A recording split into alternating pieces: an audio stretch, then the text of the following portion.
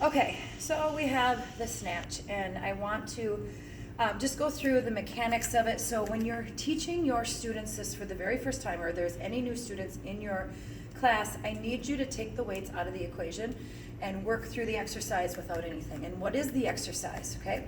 The exercise is, okay, using your legs. So coming down in that squat position, okay? And then you're gonna push through the legs. You're gonna lift the shoulder here, okay? So that's the first thing you're gonna teach them, is when I press to the floor, I come up and I lift my shoulder.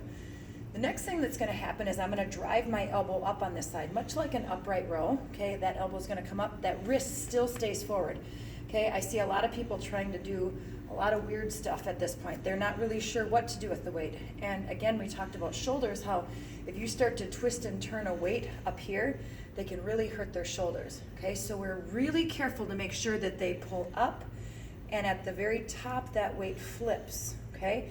It's not turning around anywhere over here. If that weight is not facing their face as they're coming up, they're kind of doing it wrong, and they're getting the wrong angle on their shoulder, and you'll find that it hurts people's shoulders when they do that.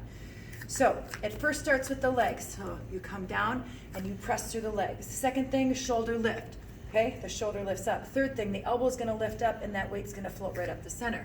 Okay, comes all the way up, just like that. When we put that weight in our hand, so then you can guide them to have a 3 or a 5 pound weight, nothing more than that. Okay, and again, I do see people still bending over. Very dangerous, okay? It's legs right here. Legs started off. You're gonna press, okay, and it comes up and it floats right up the center.